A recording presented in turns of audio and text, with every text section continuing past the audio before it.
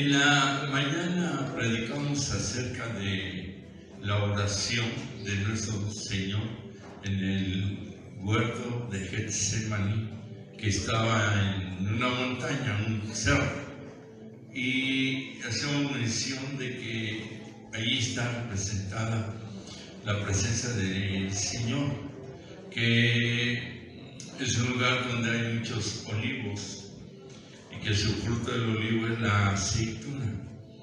De la aceituna se exprime y sale el aceite que se usa para la luz de los candelabros o candelero, y que debe estar encendida día y noche en el templo. El templo fue destruido, ahora solo está el muro llamado de los lamentos, y es donde se va a orar. Del otro lado es lo que era la construcción del templo. Usted ha visto películas, noticieros que inclusive están ahí, pueblo hebreo, turistas, y siempre están así. Dios nos dio la bendición estando en Israel, y todos llevan peticiones y los meten ahí en los huequitos que hay entre ladrillo y ladrillo, y ahí dejan su petición.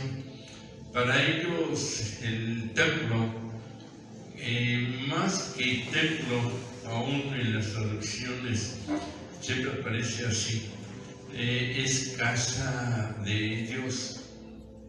Isaías dice, casa de Dios, puerta del cielo, hablando del templo. Y es impactante la fe con que van y cómo están ahí en una reverencia muy bonita. El pueblo hebreo judío, si ustedes han visto, siempre están así, porque siempre que mencionan el nombre del Eterno o un atributo de ellos, de él, ya sea Shaddai, Todopoderoso, Jireh, Proveedor, Olam, Eterno, hacen una reverencia. Y sus rezos, la palabra rezos tiene un origen hebreo. Rezar es leer los salmos, leer la palabra. La Iglesia Católica lo tomó como rezo a los santos de ellos, nada que ver con el origen de la palabra hebrea rezo.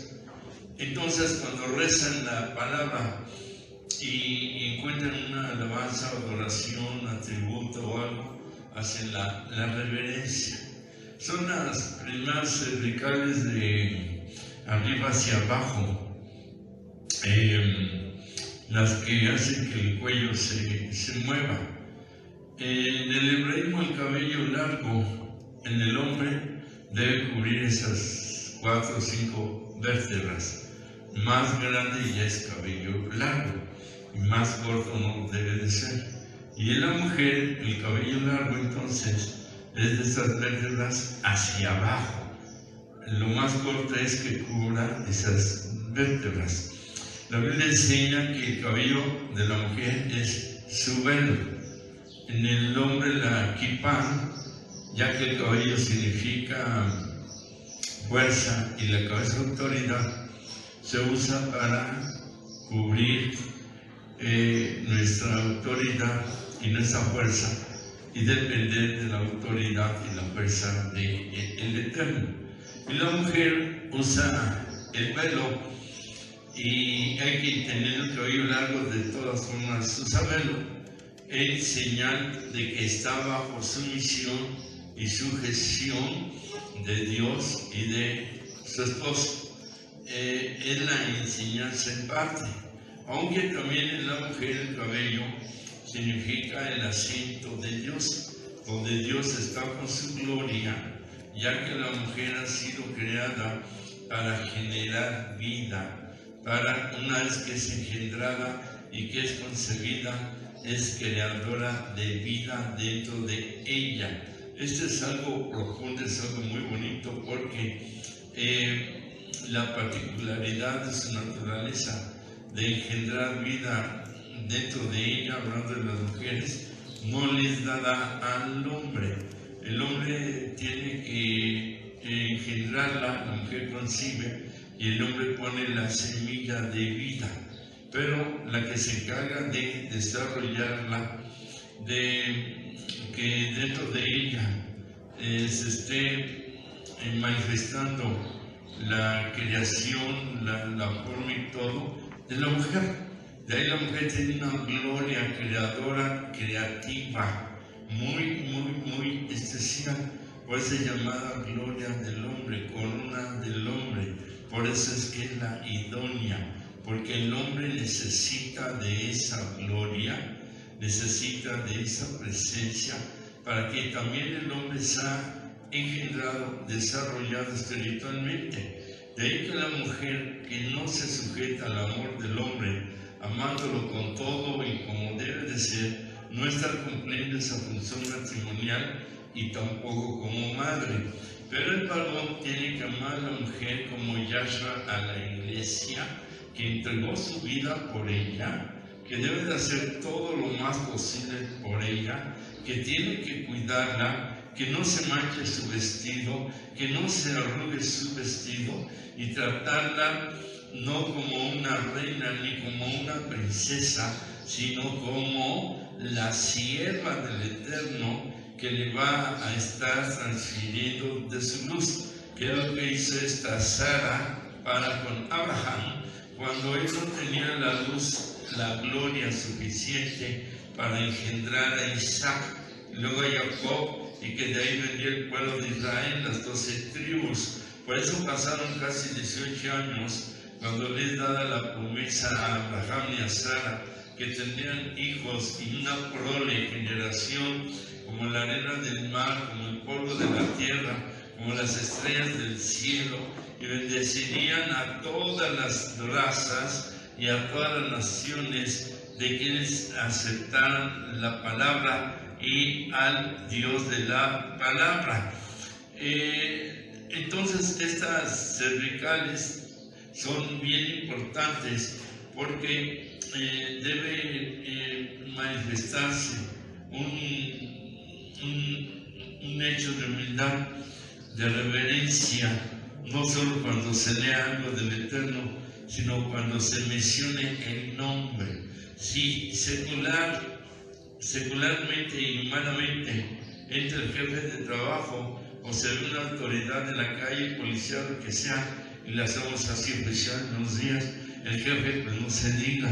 Entonces, cuanto más ante el Rey de la Gloria, y cuando nosotros vamos aprendiendo a ser humildes, tan solo de mencionar su nombre, no con el chicle en la boca, no alegando, no después de los enojos, porque es el nombre que es sobre todo nombre, es el santo bendito sea, y es el nombre que cuando se menciona, los demonios creen, tiemblan, la enfermedad se va y se manifiestan milagros en medio de pronunciarlo con fe. Esta es la gran diferencia a cómo nosotros podemos leer o mencionar atributos o algo de él de una forma y de una manera demasiado natural, carne, en un nivel, en una dimensión no espiritual, sino tan humana, que ya es como una costumbre, como algo que es hablar de un hombre o una mujer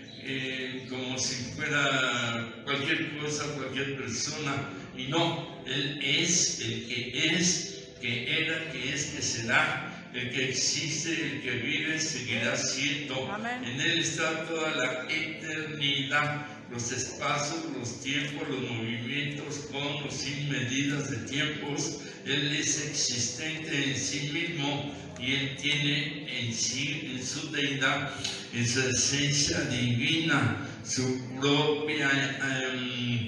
propio ser, su propio Él, y no hay nadie como Él. Tenemos que aprender nosotros a ser reverentes, a presionarlo con todo el amor, con toda la gratitud, creyendo en su poder y su gracia. Den el aplauso más fuerte al Eterno.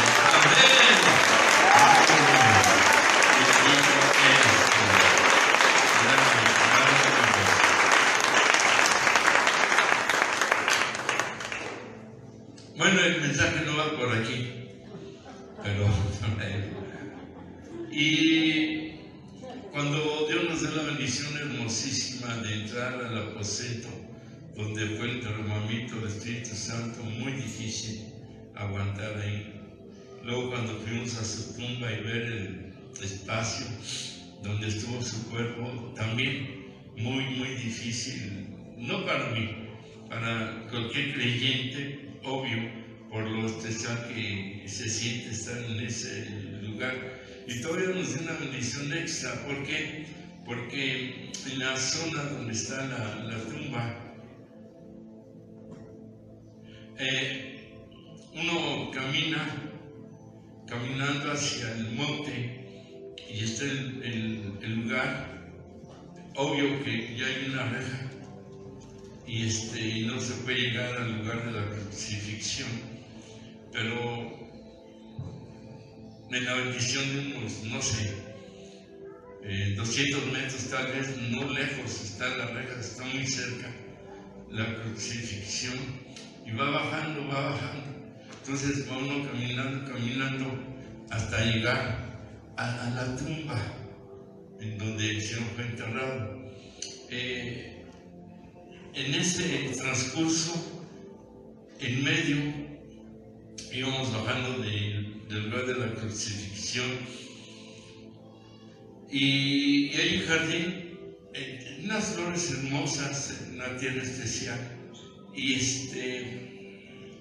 había sillas y había de todas las razas. Y en inglés la persona que estaba ahí dirigiendo dijo: ¿hay algún pastor entre ustedes?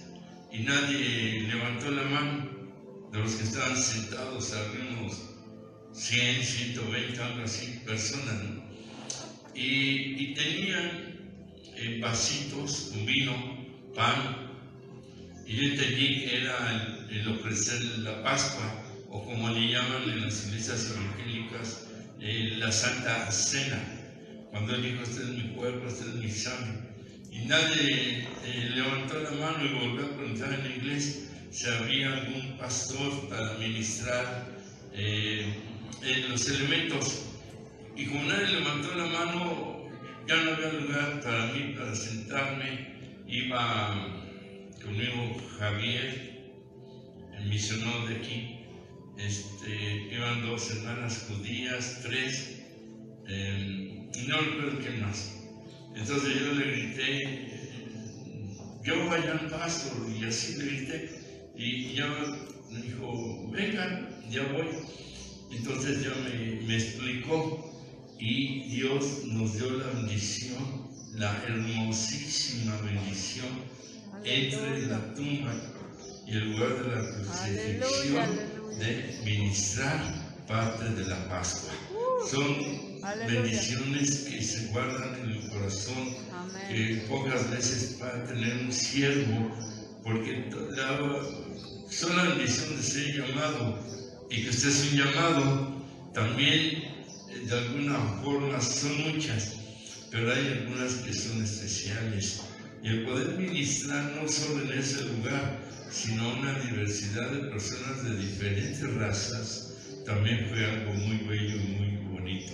Yo no sé por qué estoy diciendo esto, porque no me va por aquí. Empecé con lo de las vértebras de la columna y ya nos metimos este testimonio. Pero bueno, es de lo que se celebra esta semana que se está iniciando. Este es mi cuerpo que por vosotros es partido, dijo el Señor a los discípulos. Y luego Pablo lo mueve acá ya, como la Pascua fue en una cena, por eso le llaman la Santa Cena o la Cena del Señor. Y es cuando se celebra que él tomó el vino, porque era vino. Le llamaban mosto al vino fermentado, el vino que ya estaba listo más bien para fiestas en el cual se podrían emborrachar, por decirlo así. Pero estaba el otro vino, el normal, para ese tipo de festividades. De ahí que entonces es cuando él dijo: y este vino, este jugo de la uva, jugo de la vid, es mi sangre. Para la Iglesia Católica es Literalmente hay una oración que el sacerdote dice: Señor Dios Rey del universo, este pan se convierte en el cuerpo de Cristo. Y cuando él hace eso, su mano derecha e izquierda entran en una consagración espiritual, ya están consagradas para el acto de la comunión, como ellos le llaman. Y estos dos dedos en ese momento ya son santos, sacrosantos, así dicen ellos, sacrosantos y todo, porque toman la hostia, que es una especie de hacerse material, y dicen: este es el cuerpo. Ahí ya se convirtió en el cuerpo, aunque sigue siendo la hostia.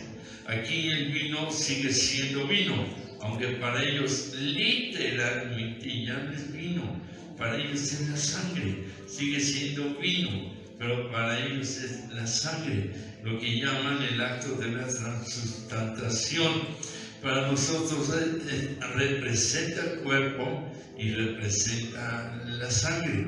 Escrito está que el Señor murió una sola vez derramó su sangre, una sola vez entregó su cuerpo, es suficiente. Amén. Y no puede ser literalmente, y viene a ser como un tipo de acto de magia que no se realiza, porque sigue siendo vino y sigue siendo la hostia. Esto no estoy criticando, estoy compartiendo lo que ellos creen y lo que nosotros creemos.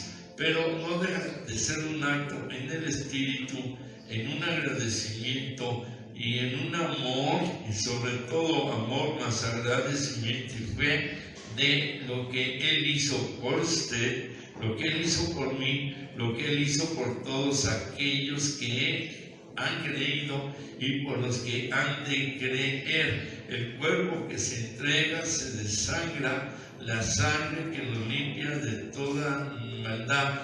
El ADN espiritual de la sangre del Cordero limpia nuestro ADN espiritual sucio y comparte de esa esencia divina de pureza y nos da la libertad, que es lo que enseña la Pascua, a pesar desde el tiempo de Moisés, que el pueblo es libre de todo lo que representa el Egipto de ese entonces, que es el mundo, de todos los dioses, ídolos que había en ese entonces, bueno, que todavía puede haber, y de estar esclavizados, atados a un mundo que no les permitía la libertad de alabar, de adorar, de vivir y tener su propia tierra, su propio pueblo, en la libertad que solamente da Yeshua HaMashiach. Ahora, cuando se cruza el mar, entendemos que nosotros lo hemos cruzado. Dice 1 Corintios 10 que todo el pueblo hebreo estuvo bajo la nube y que fueron bautizados por la nube y por el mar. Esto significa que fueron bautizados por el agua y por la nube. El pueblo hebreo fue bautizado por el Espíritu Santo y nosotros tenemos que ser bautizados por el Espíritu Santo. Ya entró a nuestras vidas el Señor Yeshua, por medio de su Espíritu Santo está dentro de nosotros, pero bautizo significa sumergirse. Tenemos nosotros que sumergirnos en el Espíritu Santo y ya no salir, para que Él esté por arriba de nosotros, nuestra kipá, depender de Él, nuestra fuerza, nuestra autoridad, porque en el bautismo, que significa sumergirse completamente del agua, cuando somos bautizados en agua, que significa que hemos muerto y resucitado juntamente en la muerte y resurrección de Él, salimos del agua como nuevas personas. Pero el bautismo en el Espíritu Santo nos sumergimos, pero ya no salimos, quedar siempre abajo, que Él esté siempre arriba, para que nos esté configurando, codificando, guiando, y por arriba de nuestras vidas, Él manifestando su voluntad en nuestras vidas y nosotros manifestar en el bautismo esa muerte y resurrección. Pero también compartimos en otra ocasión, no sé si en este horario, de que en el bautismo normalmente la persona se hace hacia atrás en señal de que muere y sale en señal de resurrección.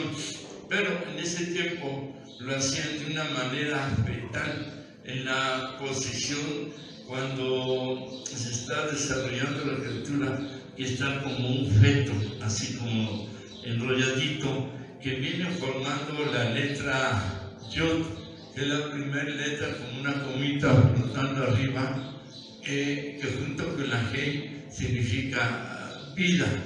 Entonces, en ese sentido, en la postura fetal entra que la persona está muriendo, y en la postura fetal también está declarando que empieza a tener una nueva vida, que viene a ser la forma del espermatozoide, la semilla del hombre, en la cual engendró a la mujer. Y cuando sale del agua, ya está declarando que murió a esa vida anterior, y en la postura fetal letra Yud, con la G, nueva vida, que está naciendo a una nueva vida en la libertad que el Señor le está dando. Y es bueno cuando alguien se bautice, salir del agua y levantar los brazos en señal de la vida eterna. Amén. Vamos a dar un aplauso a la Amén.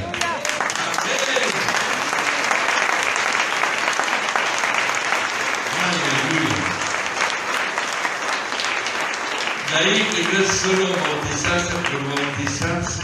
El bautizo por aspersión o salpicón, como le llaman, nada tiene que ver con la Biblia, en absoluto. Desde el significado de la palabra, que es sumergirse y no salpicar. ¿Por qué lo hacen? La Iglesia Católica cambia todo y lo mueve a su manera y transgiversa todo lo de la Biblia, ¿no? Bueno, no todo, pero el 99%. De ahí que, pero nosotros, cuando empezamos a tener este tipo de enseñanza, no es lo mismo me bauticé y ya. No, es un acto hermosísimo. Cuando empezamos a tener este tipo de enseñanza, no es lo mismo me bauticé y ya. No, es un acto hermosísimo que en lo espiritual nos edifica, nos llena. A mí me han dicho, pastor, ¿cuándo va a haber bautizos? Le digo, ya que se calme esto, ahí está el bautisterio, pero no están cada uno está nítido. Estábamos yendo de un río por acá, por donde está el volcán Ajusco, ¿no? Pero no hemos logrado todavía. Ahí está aguas corriendo, además es bíblico en río y todo. Dice, ¿me puedo volver a bautizar? Le digo, pues, claro que puedes volver a bautizarte, pero antes tienes que recibir verdaderamente al Señor en tu corazón. Porque no se trata de volverte a bautizar. Si tienes duda en la salvación, es que no eres salvo. Porque el que no tiene dudas, no tiene dudas. Y no tiene por qué volverse a bautizar. Pero el que sí, y por algo no cambió lo que debería cambiar, no lo de la perfección absoluta y total, no. Pero por algo, en un momento dado, y más en lo bíblico, y más en la enseñanza más adecuada, claro que puede volver a bautizarse, porque tenemos un Dios de restauración, un Dios de misericordia, un Dios de gracia, y un Dios que lo que Él quiere en Yeshua, su Hijo, que todos seamos salvos y todos seamos parte de su muerte y de su resurrección. Amén. Está atento por ahí, primero Dios, ¿verdad? Ahora, entrando ya al mensaje, lo vamos a hacer cortito, como de 2 horas. Es impactante que cuando nuestro Señor Yeshua, según la Escritura, llega a Jerusalén, la primera vez, cuando él tenía 12 años, era la celebración de la fiesta de la Pascua, lo que llama la Iglesia Católica Semana Santa. Pascua del hebreo Pesach significa pasar por alto. Las puertas se untaron de la sangre de los corderos sacrificados, y cuando pasa el ángel de la muerte, les quitaba la vida a los primeros hijos nacidos, primogénitos, y aún de animalitos, como la última plaga, porque Faraón no quería dejar salir al pueblo de Egipto. Pero donde estaba la sangre en las puertas, ahí el ángel ya no entraba ni mataba a ningún primogénito. La señal era la sangre. Había una justicia de Dios para su pueblo, de que ellos no serían tocados, lo que es la muerte espiritual, o que significa que el alma estaría en condenación, y cuando muere la persona se va a esa muerte espiritual eterna, lugar que él merezca.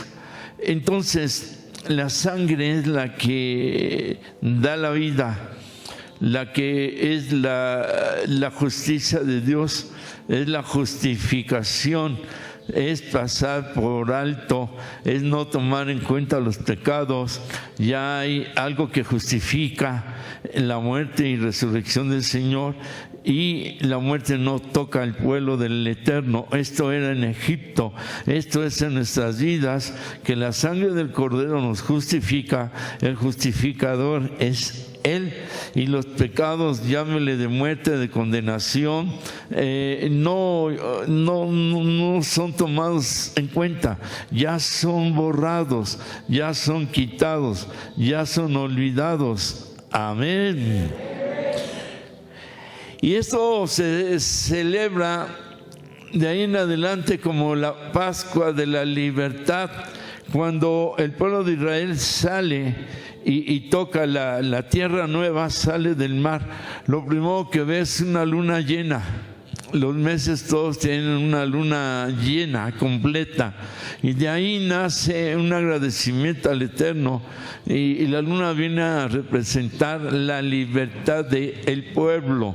En ese tiempo el pueblo hebreo no hablaban dentro de un mes, 30 días, no, hablaban la próxima luna llena. Eso se refería al cumplimiento de un mes. La luna llena representa vida en su naturaleza. No sé si ustedes sepan que cuando hay luna llena hay ciertos árboles que es más fácil cortarlos, como que se ablandan. El mar toma más fuerza en su movimiento, en su oleaje. Algunos insectos son afectados. La mujer, el mucho, son fechas en que está en su lapso de menstruación, y la luna tiene todavía muchísimas más características. Aún el ocultismo la utiliza por el lado oscuro, por sus prácticas que ellos tienen, y jalan la vibración negativa de ahí. Pero la luna representa vida, luz, gloria del Eterno para la humanidad, representa libertad. Cuando vea la luna llena puede usted decir: gracias, Señor, recuerdo la enseñanza y te agradezco el que ahora sea libre yo de tantas cosas que yo vivía. Obvio, no viendo a la luna como un Dios, no, solo como un simbolismo de recuerdo de que estamos libres, y que nuestro primer paso, ya cuando aceptamos al Señor, o si usted siente cuando se bautizó, es el primer paso de libertad. Amén. Y mantenerla. La primera vez que nuestro Señor Yeshua pisa, por llamarlo con sus pies, Jerusalén, está narrado aquí en Lucas, cuando es fiesta de la Pascua. de todas las fiestas del Señor que aquí se celebran, que se va a celebrar el próximo jueves, se tiene que inscribir, traer los alimentos que se piden ahí, y que es la principal fiesta de todas las de la Biblia, hablando de la muerte y resurrección del Señor. Entonces, el Señor, cuando tiene 12 años, la Escritura enseña la mayoría de edad, de acuerdo a la enseñanza bíblica, es a los 12 y 13 años. Hoy a nivel mundial es a la edad de 18 años. Pero aquí queda establecido porque ya tenían una sabiduría, un conocimiento de Dios desde niños se les enseña, participan con la familia de todo lo que el pueblo judío o hebreo hace o realiza diario en los rezos, diario el Shabbat todos los viernes, y todas las fiestas las celebran y participan de todas las bendiciones. Por eso es que cuando crecen tienen más fortaleza espiritual y en general para evitar ciertos aspectos que pueden afectar sus vidas. En otras razas como nosotros mexicanos, aun cuando haya doctrina, aun cuando se vaya a las congregaciones y lo que sea, en casa no se tiene esas prácticas, ni se tiene esa vivencia de orar diario por los hijos, por la esposa, por los esposos, y crecemos como una manadita por aquí, por allá. La influencia al mundo y todo lo que llega a la vida de la persona desde niño le va dando una formación. Ya llegamos a la presencia del Señor con mañas, con tradiciones, con una formación, hablando espiritualmente, muy difícil de cambiar o de acceder a cambiar. Por eso hablábamos en la mañana que no es solo acercarse a Dios y pedir y oren por esto y órenme. No va por ahí. El miércoles se restableció Guerreros de Oración y hubo muy buena asistencia, estuvo muy bonito, de 7 de la noche a 8 y 10, y se da un breve mensaje de 15-20 minutos máximo. Con reloj en mano, 8:30, ya habíamos terminado. Pero se les dijo, aquí es para que aprendan a orar, aprendan a hacer guerra espiritual, aprendan a defenderse, aprendamos a pedir, sobre todo a orar. Por eso son oraciones de guerra espiritual.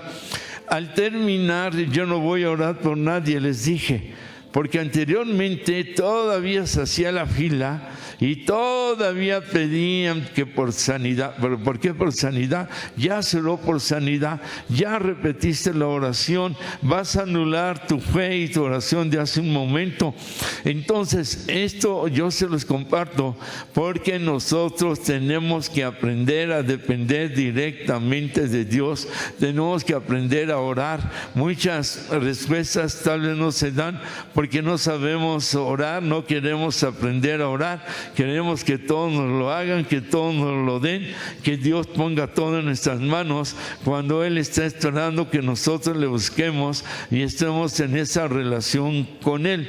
Esa es la ventaja del pueblo judío y de otras razas, que desde niños les enseñan a depender de Dios, a buscar de Dios, a que su prioridad sea Dios y después los hombres, y buscar primeramente su reino, y todas las cosas después vendrán por añadidura.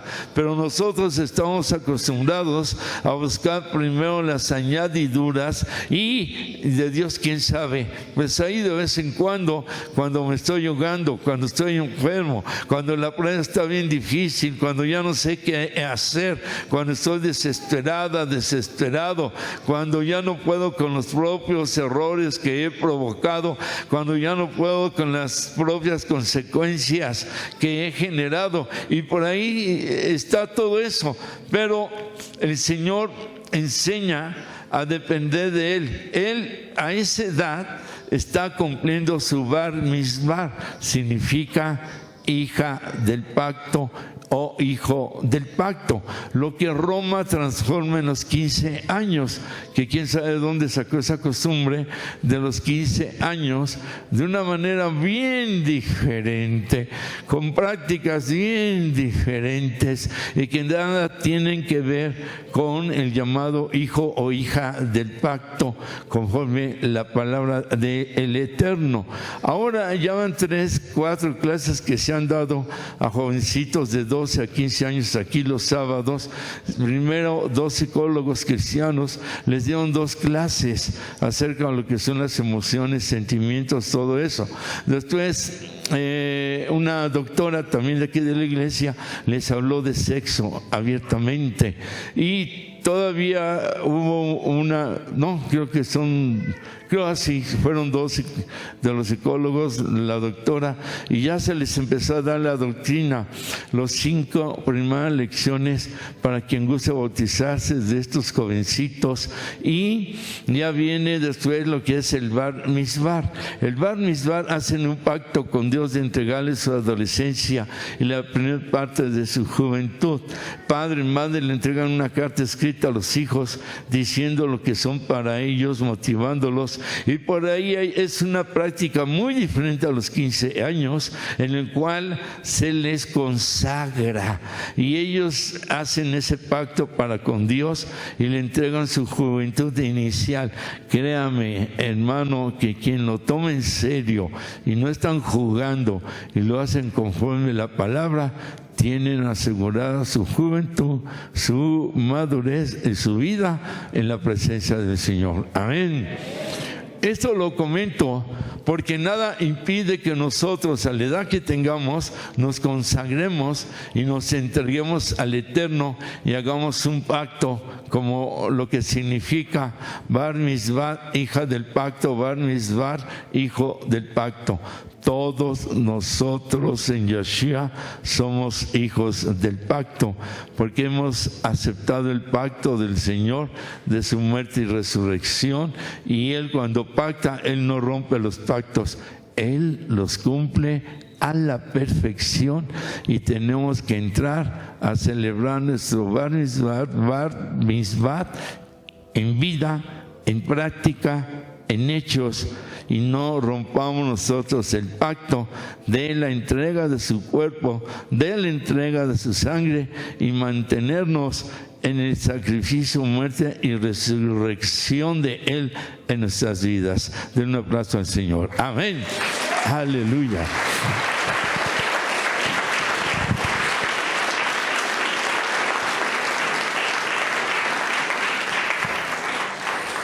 Por el tiempo le voy a hacer las comparaciones.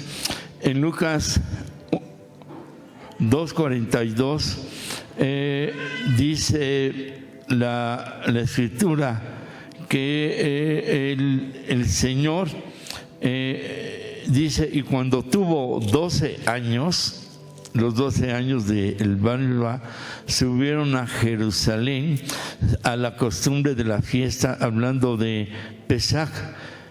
Después de este hecho, el Señor no vuelve a Jerusalén hasta los 33 años aproximadamente, lo cual fueron 21 años después que volvió a pisar Jerusalén.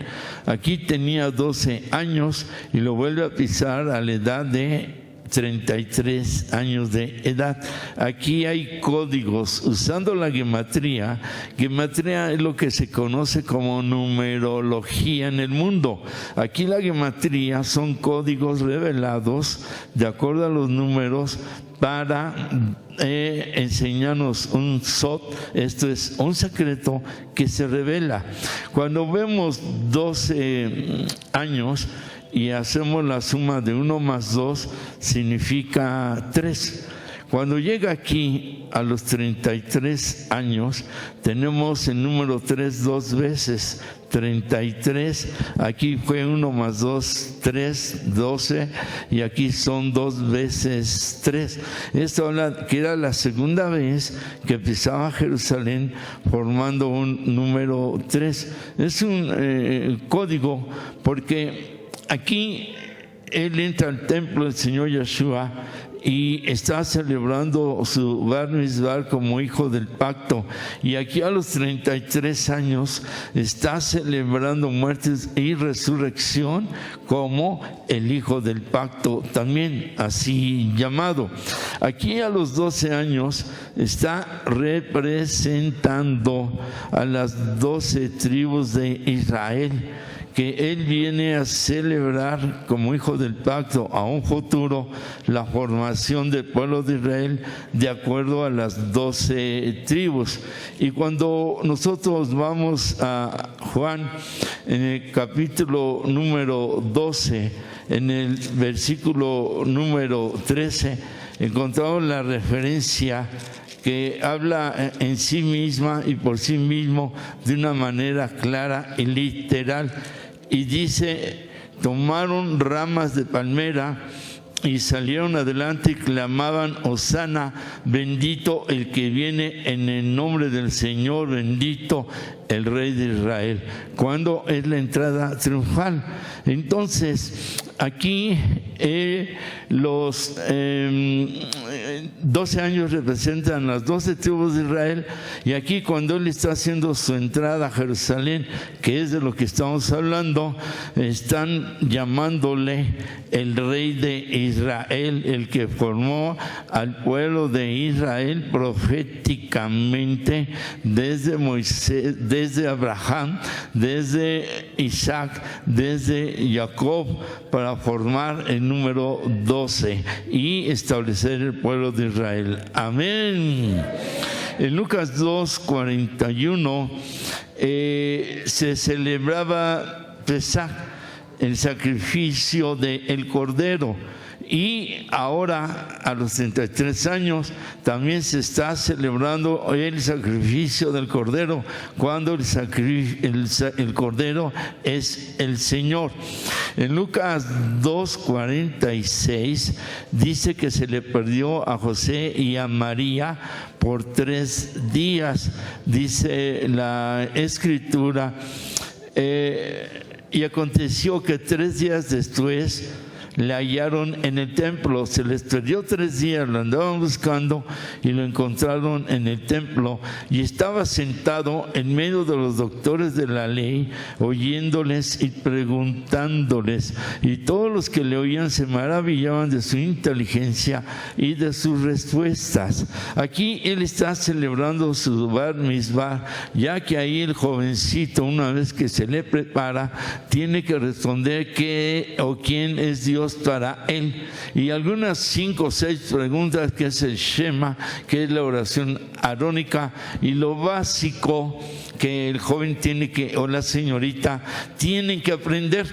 De ahí entonces que está celebrando lo del hijo del pacto. A los 33 viene a cumplir lo que es el hijo del pacto.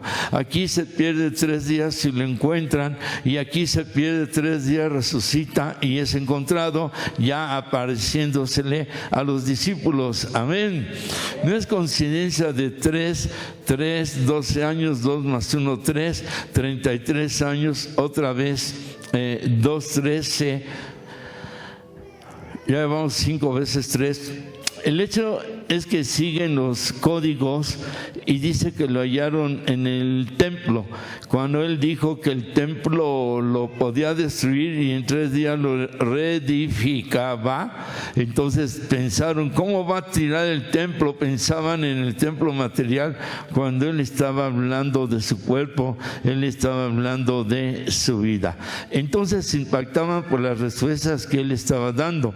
Y en Lucas versículo 47, capítulo 2, dice que se maravillaban de todo lo que él hablaba, y en él los hombres decían: qué palabras, qué manera de enseñar del Señor Yeshua.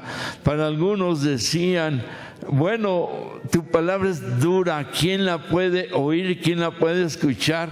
Pero otros que sí entendían dijeron, ¿a dónde iremos? Porque ellos se retiraron y el Señor les dijo, ¿y ustedes también se van? Y Él les dijo, y ellos dijeron, no, ¿a dónde iremos si tú tienes palabra de vida eterna? Amén.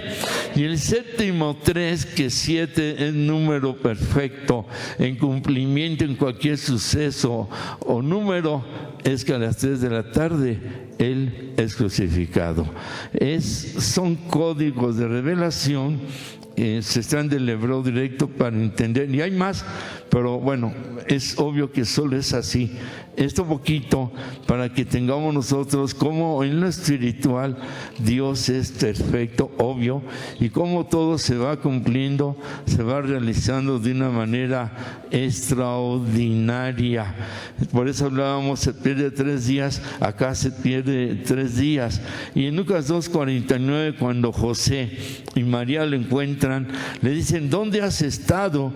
Tu padre dice, he aquí, tu padre y yo te hemos buscado en angustia. Y entonces Él les dijo, ¿pero por qué me buscabais? ¿No sabías que en los negocios de mi padre me es necesario estar? Aquí la traducción es que mi padre, como dando a entender, le dice a José, que era su tutor, porque él fue engendrado por el Espíritu Santo y no por José, y le dice a José y a María, en los negocios de mi padre me es necesario estar, equivalente, en la obra de mi padre me es necesario estar. Tenía yo que cumplir esto, pero ahí está diciendo claramente que su padre no era José, ya que se lo está diciendo a él mismo. En los asuntos del Padre me es necesario estar. Repita conmigo, en los asuntos de mi Padre me es necesario estar. Ahora, y en Lucas 2:52 dice que crecía en sabiduría, 2 estatura y 3 en gracia para con Dios y los hombres. Nosotros tenemos que aprender a crecer en sabiduría, 2 en estatura, hablando espiritualmente, y en gracia, para con Dios y para con los hombres. Para con Dios en la gracia de Él y para con los hombres en gracia para bendecirlos. ¿Cuántos decimos amén? En medio de estos antecedentes, es como el Señor va a entrar a Jerusalén. Esperaban algunos un político, otros que formaban sectas, grupos, ya había grupos de sectas, grupos revolucionarios, y pensaban que él, como un guerrillero, iba a levantar un ejército para derrocar al pueblo romano. Recordemos que estaban siendo esclavos en su propia tierra, les cobraban impuestos, de ahí está Nerón, Pilatos, todos ellos, y en su propio territorio y tierra tenían los trabajos más pesados, y pensaban que el Señor Yeshua era algo así, como el que venía el de la izquierda, así llamados, para derrocar al sistema romano de ese tiempo. Pero otros sabían la Escritura, le conocían y estaban esperando la libertad espiritual, estaban esperando al Mesías. Mesías significa el ungido, el apartado, el dedicado, el consagrado, el enviado del Padre para libertar al pueblo de esa condenación espiritual. Y los que lo sabían y lo entendían, lo estaban esperando de esa manera y lo estaban esperando de esa forma.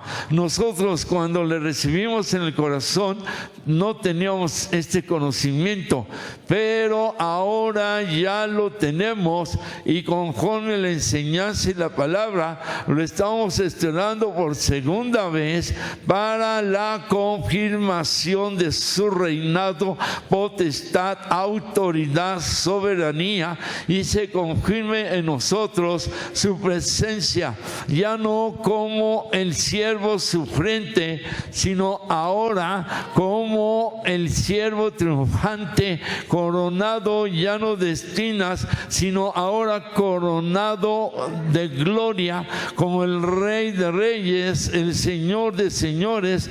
Decíamos, ya no con el manto de sangre que se burlaban de él y decían el Rey de los judíos, sino ahora como el Rey de Reyes y el Rey de los judíos, chinos, japoneses, mexicanos, americanos, árabes, de todo aquel que le acepte, de todo aquel que le reciba, ya no montado en un asno o en un burrito, sino montado en su caballo blanco, con la escritura que dice: ese es el verbo de Dios. Amén. Amén.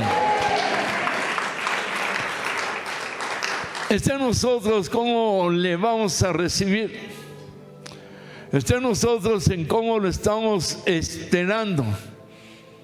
Porque en mucho es la señal para la iglesia.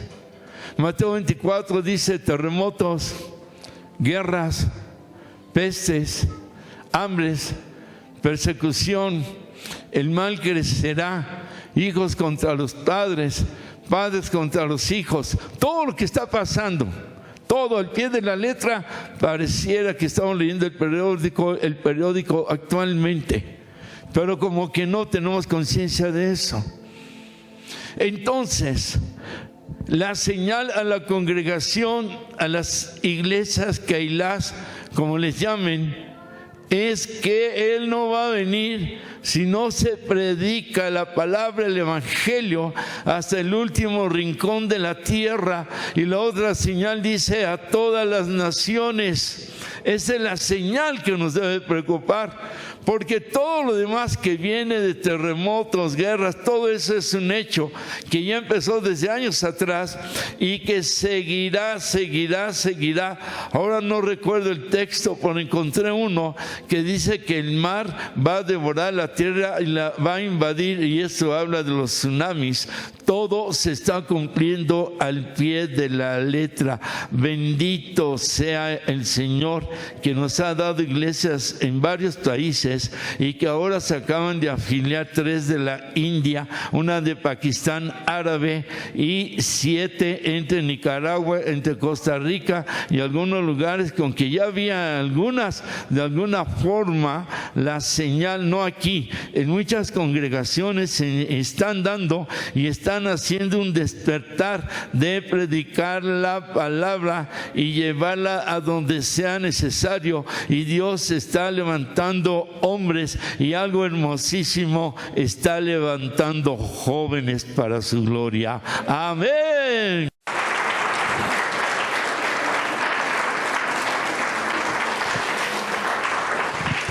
Y resumiendo de una manera, ¿cómo logró el Señor entrar a Jerusalén?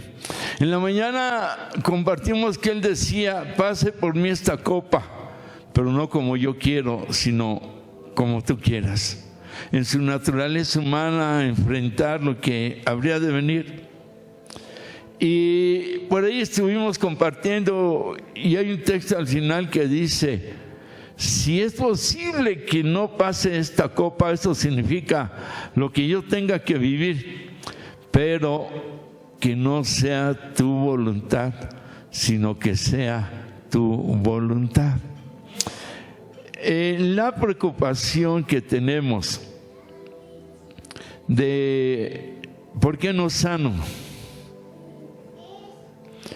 ¿Por qué no recibo la bendición? En la preocupación de que no tengo lo que quisiera, de que no se ha realizado ningún milagro en mi vida o a través de mi vida para con otros, de que no tengo el trabajo que quisiera tener, la prosperidad, qué sé yo, en la diversidad o en la totalidad de aspectos de nuestra vida o experiencias o testimonios que hemos vivido, pudiera ser que existiera una o varias frustraciones en nuestra fe, que aunque venimos, le buscamos y tratamos de estar lo mejor con Él, hay algo por ahí, hay un huequito que llenar. Hay algo que no nos alcanza a satisfacer del todo un poco. Hay algo por ahí, por chiquito que sea, que no alcanza a llenarnos. Pero si decimos las razones, tenemos que empezar tal vez y decir vida de santidad, obediencia,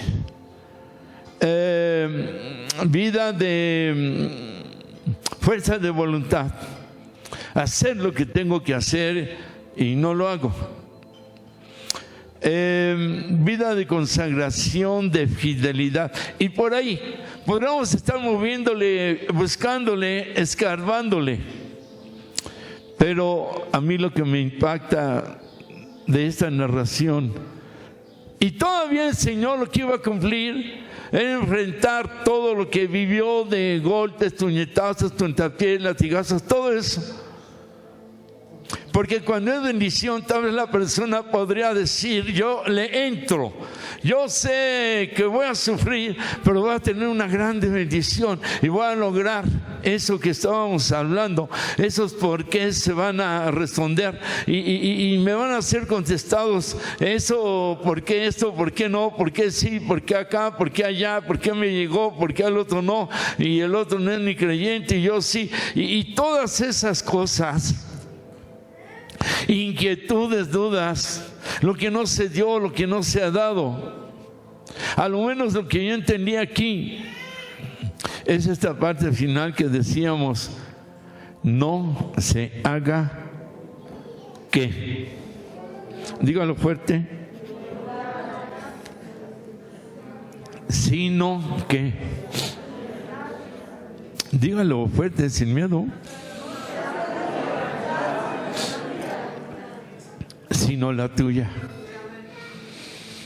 Cuesta mucho trabajo hacer la voluntad de Dios, porque tenemos que romper nuestro disco duro, como dicen por ahí,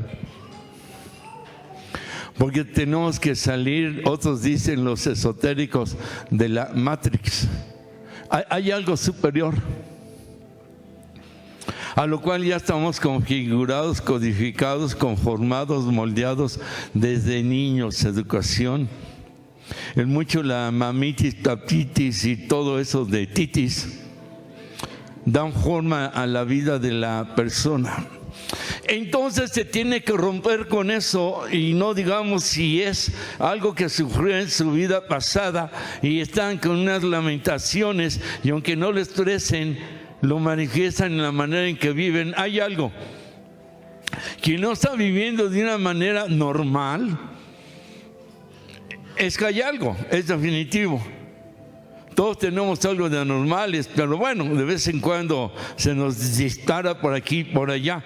Pero alguien que está metido o metida en algo que no encaja, por más que se le dé la vuelta, así soy feliz y así me quedo, no es cierto. La naturaleza con que Dios creó al hombre y a la mujer dice no es cierto. Dios creó a su imagen y semejanza a alguien que tiene que ser feliz, gozoso, alegre en medio de la prueba que sea, y como sea, y viva, y como viva, y como se encuentre, y aún en las decisiones erróneas o no, Él restaura, Él cambia, Él transforma, Él tiene el poder para hacerlo, para realizarlo. Y no podemos conformarnos a una vida mediocre donde está faltando llenar ese huequito, el tomar este puntito, el lograr a lo menos sentarte lo que más has deseado, porque tenemos el Dios de los increíbles, imposibles, de los milagros, que puede cambiar, transformar, mover, hacer, deshacer, crear, quitar, borrar y volver a nacer. Amén. Amén. Amén. No tenemos tenemos un Dios cualquiera que no pueda.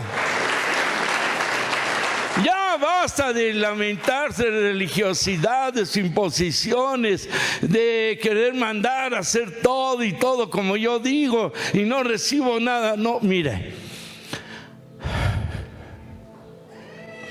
Punto número 1, solo lo voy a puntualizar por tiempo. Lucas 19, 30 al 35, cuando el Señor tenía que entrar a Jerusalén, no a buscar bendiciones, sino enfrentar lo que tenía que enfrentar. Dice así, les dice el Señor a los discípulos: vayan a la aldea de enfrente, y al entrar en ella van a encontrar un pollino atado, este es como un burrito, en el cual ningún hombre ha montado jamás. Desátenlo y tráiganlo. Y si alguien les pregunta por qué lo desatan, ustedes le responderán así: porque el Señor lo necesita. Y sigue hablando el escritor y dice: fueron, hallaron al pollino, al animalito, y les preguntaron eso. Y ellos dijeron: lo traemos. Y lo trajeron al Señor Yeshua. Y echaron sobre el animalito sus mantos sobre el pollino y subieron al Señor Yeshua encima. El pollino, que es un burrito joven, significa lo rudo, el trabajo pesado, significa esclavitud, significa es un animal impuro, no se debe ni se puede comer. Y el profeta dice que el Mesías montará el pollino, entrará en un burrito. Cuando se nos permitió hablar con algunos rabinos judíos, rabinos, con uno de ellos fueron casi 4 horas. Imagínense lo que un rabino sabe de Biblia allí en Tecamachalco. Y fue parte de esto, Isaías 53 de la plática. Por ni él pudo conmigo, ni yo con él, porque es obvio las posturas.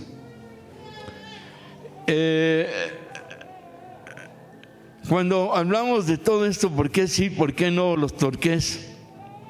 El punto clave que yo encontré aquí en esta escritura, repita conmigo: hágase tu voluntad y no la mía.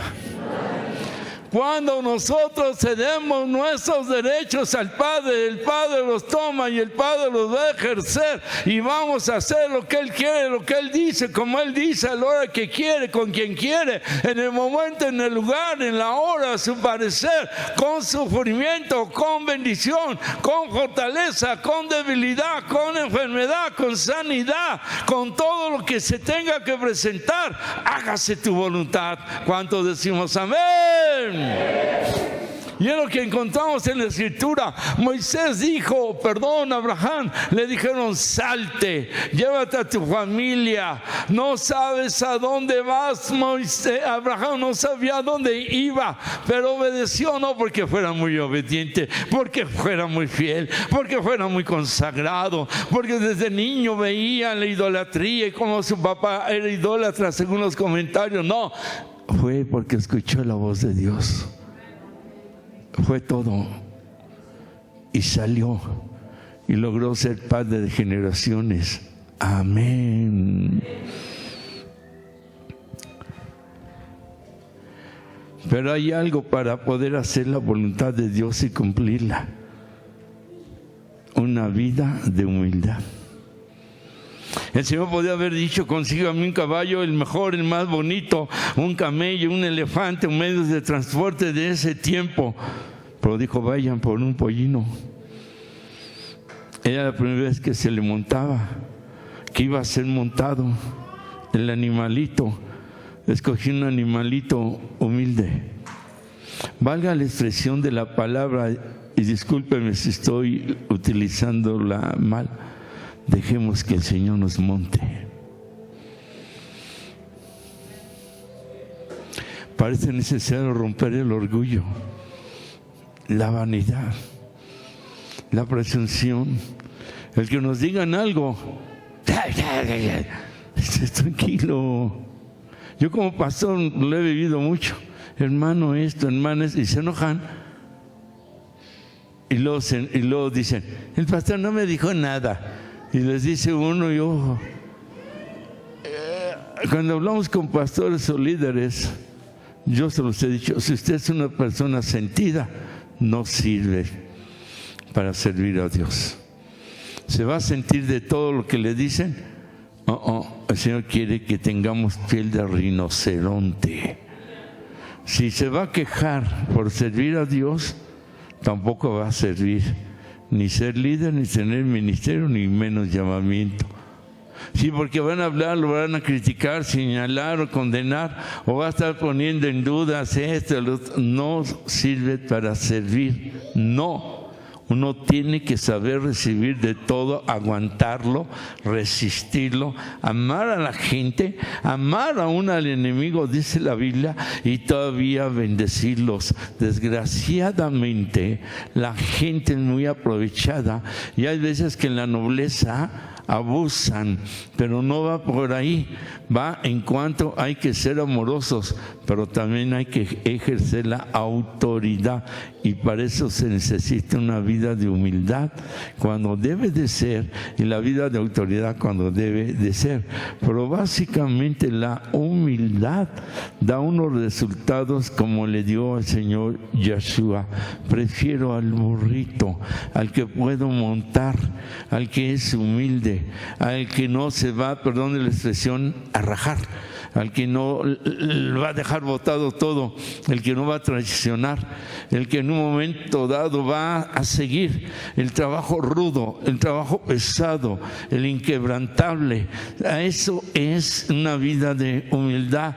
Lo que me diga, como me diga, cuando Moisés le dijo a José en la batalla contra Amalek: Josué, tú estás abajo, vas a dirigir la guerra del ejército, Aarón y Hur van a estar conmigo en la montaña arriba, y cuando me canse me van a levantar los brazos, me van a poner una piedra y me voy a sentar en ella. Y José no le dijo: pues Aarón y Hur bien conchudos, ¿verdad? Solo te van a levantar los brazos y yo aquí en los cocolazos, ¿qué tal si me entierran una espada, me hacen una herida o me matan? No, bájalos a ellos. No.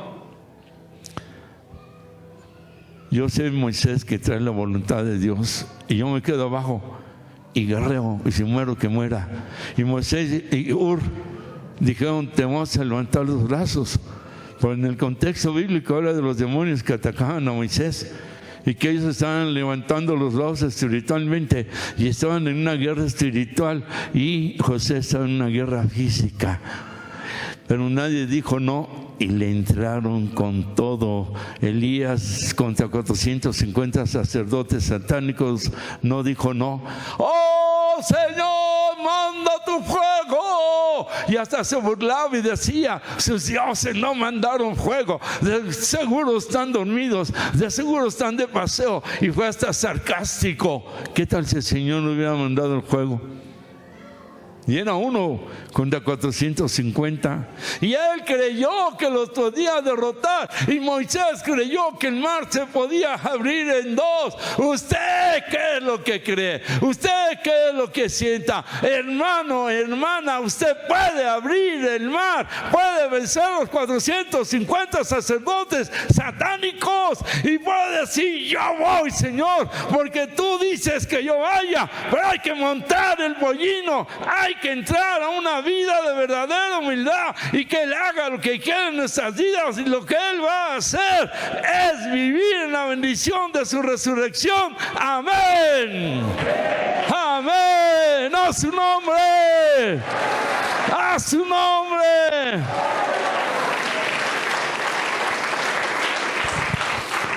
Dos. Lucas 19:29. Dice la escritura que le pusieron los mantos, llega al monte y, perdón, en el versículo 35, y que ponen los mantos sobre el animalito, y que cuando el Señor iba caminando, los mantos los ponían en el camino. Los mantos significa la presencia del Señor, que venía con la cobertura, con la autoridad. Eso es lo que significa un manto. El que tiene el manto de la autoridad, el que tiene el manto del respaldo, de la cobertura. Amén. Yo acabo de aceptar estar en Querétaro en un congreso. Y acepté. La epidemia duró, ha estado durando 2 años y fracción. Y le dije, para mayo, pastor. Me dijo, aunque sea un día. Y finalmente le di 2 días. Finalmente le di 3 días. Pero me programó en la mañana y en la tarde, en la mañana y en la tarde. Y yo dentro de mí dije, oye, ya mañana, pero Dios, cumplo 72 años, ¿no? Y ya no es la misma fuerza de antes. Y son puros de guerra, de liberación. Y le digo, vamos. Y casi lloraba el siervo. Se pasó orando tras de ti hace 6 años. Te he estado hablando. La iglesia no tienes idea cómo te espera. Yo el que casi lloraba era yo, que decía, ¿quién soy yo para eso? ¿Cuál es tu cuota? Pues bastante carita, man. Una tortita de milanesa, le quitas el migajón, muchos frijolitos, aguacatito, jitomatito, y chile de árbol, para que sepa. Dice, no, pastor, no estoy bromeando. No, pues es que yo no cobro. ¿Dónde dormir? Obvio, yo voy con la esposa. Y despreocúpate de dinero. Despreocúpate de ¿qué es esto? No quiero hotel 5 estrellas. No, tampoco. Lo que quieres que oren, que ya empiecen a orar. Porque si no hay oración de tu pueblo, yo no puedo hacer lo que pudiera hacer. Porque todo lo hace Dios. Y cuando Dios ve un pueblo con un manto de oración, ese manto cae sobre los que oran y empezamos a poder hacer la voluntad de Dios. Tenemos que buscar la presencia, el manto del respaldo, el manto del amor, el manto de la cobertura, el manto del testimonio, el manto de la declaración. Yo no, usted no podemos hacer absolutamente nada si no lo hace Él, y nos toma como embudo solo para transferir lo que Él quiere transferir, o nos toma solo como una vasija que va a llenar para que otros llenen y la tomen. Y si no tenemos ese sentir, entonces su gloria no se mueve y no vamos a hacer su voluntad. Pero antes, el primer paso es esa humildad, esa manera de ver las cosas a la manera de Él y no a nuestra manera o a nuestra forma. Y luego sigue el manto, y pusieron el manto sobre el pollino para ser montado. Decía yo, en una paradoja, o como se diga, que dejemos que nos monte, pero con la vida de humildad y en el sentir y el creer que vamos a servir al que tiene el manto de gloria, de la resurrección y de la vida eterna. Amén. De un aplauso al Eterno. Aleluya.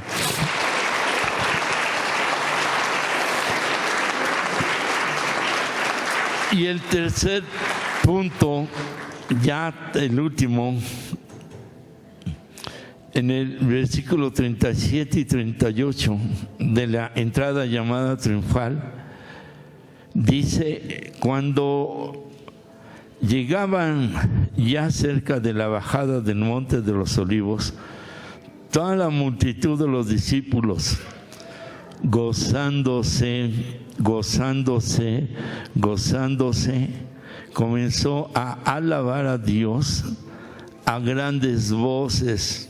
Grandes voces es gritería.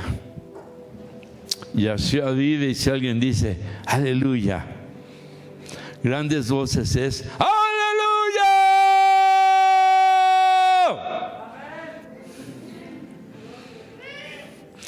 4 dijeron amén. Dice, por todas las maravillas que habían visto, y diciendo, bendito el Rey que viene en el nombre del Señor, paz en los cielos y gloria en las alturas. ¿Qué palabras, qué palabras de alabanza al Eterno?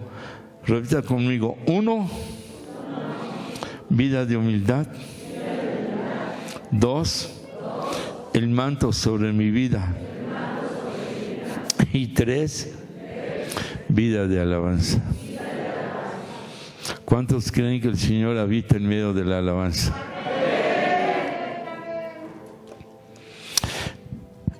El Monte de los Olivos, la aceituna para extraer el aceite, son como 2 trenzas en ese tiempo de acero o de madera, y se ponía el fruto y se iban cerrando en un sistema X que tenían, y todo la aceituna ahí hecho bolas. ¿Alguien ha visto cómo hacen el vino? A lo menos yo lo vi de Europa, y son unas como tinajas gigantes, en lo rústico, en lo normal, no en lo adelantado de la ciencia, que la aplastan con maquinaria, no.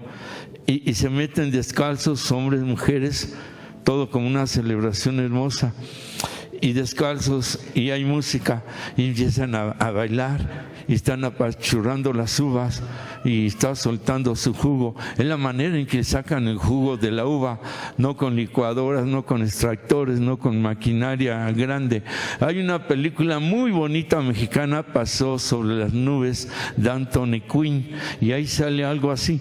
Entonces es la manera en que exprimían las uvas, es la manera pisando, y la manera en que el Señor fue exprimido de su sangre, pisándolo. Y el aceite, las trenzas, ponían el montón de aceitunas y se iban cerrando, iban apachurrando, presionando, oprimiendo el fruto del olivo, las aceitunas, y por abajo escurriendo todo el aceite. Fue la manera en que el Señor entregó su Espíritu Santo. Primero tenía que ser puesto en las prensas por cada uno de nosotros. Amén. Y en enseñanza, y en la aplicación profunda, las uvas que estaban siendo trituradas gritaban: ¡Gloria! Porque puedo ser pisadas y está saliendo bendición de mi vida. Y las aceitunas gritaban igual: ¡Gloria al Padre! Porque puedo ser aplastada y está saliendo bendición de mi vida. Y cuando el Señor dice consumado es, recibe mi espíritu, se está uniendo la uva y la aceituna, la sangre y el espíritu, y los ángeles cantaban gloria a Dios en las alturas, porque se unió el derramamiento de la sangre y del aceite del Espíritu Santo por ti, por ti, por ti, por ti y por mí. Aleluya.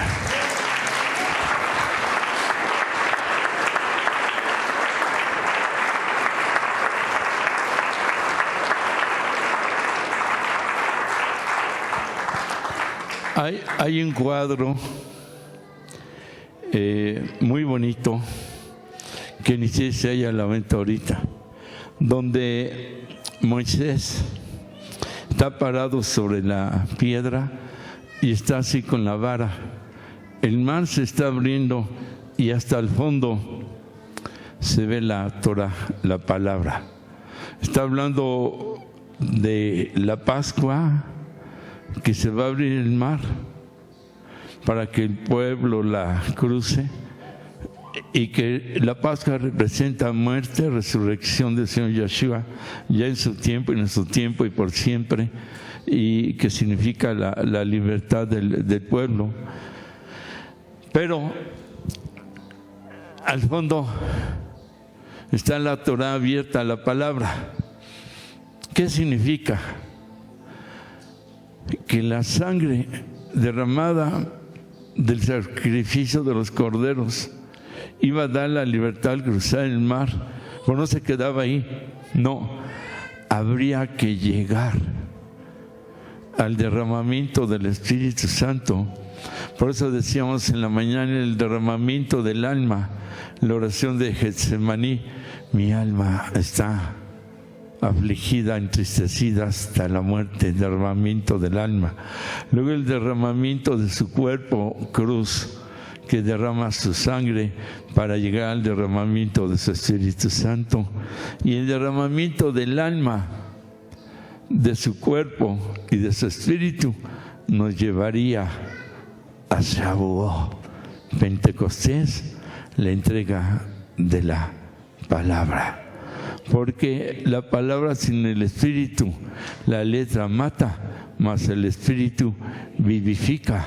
Lo que hizo el vivificador, el que es la resurrección y la vida, para que nosotros vivamos como resucitados con el derramamiento de su alma, de su sangre, de su espíritu y el derramamiento de su palabra. Del aplauso al Señor.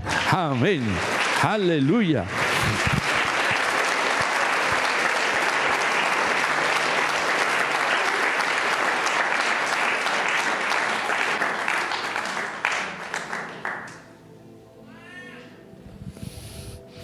Bueno, como ya me cansé, ya terminé. Nos ponemos en pie. Aleluya.